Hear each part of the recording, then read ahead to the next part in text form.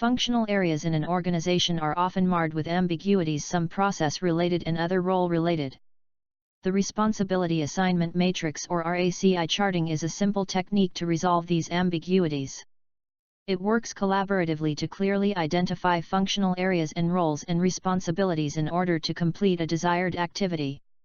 The RACI acronym stands for Responsible, the individual responsible to complete an activity.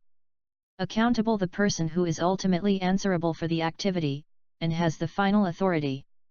Consulted, the person, often subject matter expert, who needs to be consulted before any action, and has to provide input to the activity. Informed, the individual, who needs to be informed after a decision has been made, for them to take action as a result of the outcome. The RACI matrix ensures that accountability lies with the person who can be really held accountable for a specific task and resolves the doubts and differences in cross-functional environments.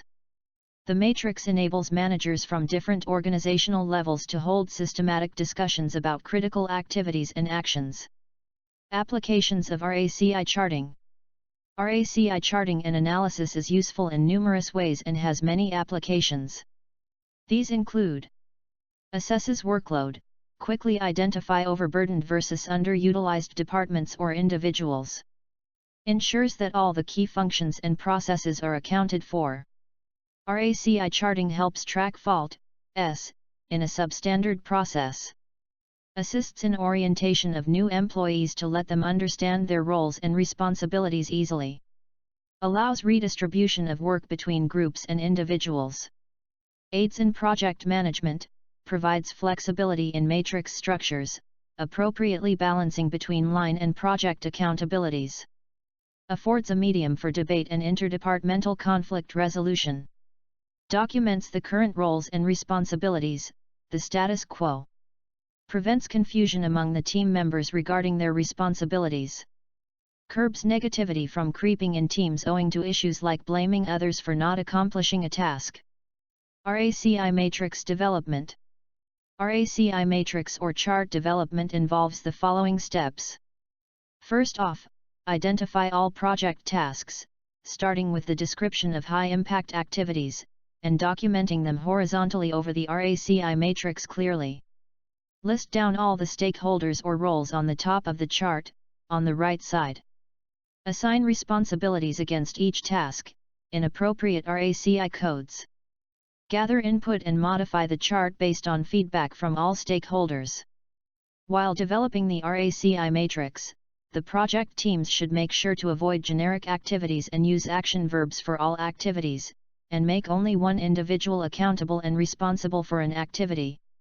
RACI matrix horizontal and vertical analyses. After the development of a chart, the project team needs to conduct horizontal and vertical analysis. The horizontal analysis entails careful scrutiny of each row of the RACI matrix to check the viability of the activity/task. This analysis reveals signs of confusion, gaps, outdated processes, duplication, need for reorganization, and overloaded and underutilized resources. The horizontal analysis brings to light any of these scenarios. The chart shows no RS in rows. The team needs to see who is responsible for the task, or are there too many roles waiting to be approved, consulted, or informed? Too many RS, there is a need to examine whether the activity is dependent on too many individuals for completion. Shows no As, there is a problem here. Necessitates reviewing the distribution of responsibilities for the particular activity. Someone should be accountable for this. Reveals too many As, this can cause misunderstandings, as every individual with accountability feels they have the final word on how to go about the task. Too few As and RS in the chart, this represents an outdated process, which needs to be streamlined. Every box of the chart filled in, the team should analyze whether all the activities need to be consulted. Is this just to complete the chart, or are there any reasonable benefits in consulting all the roles? A lot of Cs and Is in the matrix. The stakeholders should question whether all these tasks need to be routinely consulted, involve these many people, or to do that only under certain conditions. Too many people in the loop causes unnecessary delays. Likewise, The vertical analysis requires careful inspection of each column to validate the role of each stakeholder, and to assess overburdened versus underutilized team members. Interested in learning more about how to develop a RACI matrix and carry out vertical and horizontal analysis?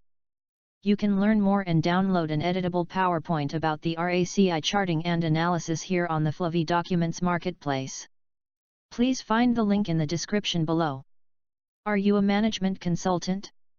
You can download this and hundreds of other consulting frameworks and consulting training guides from the Flavi Pro library. Link is in the description.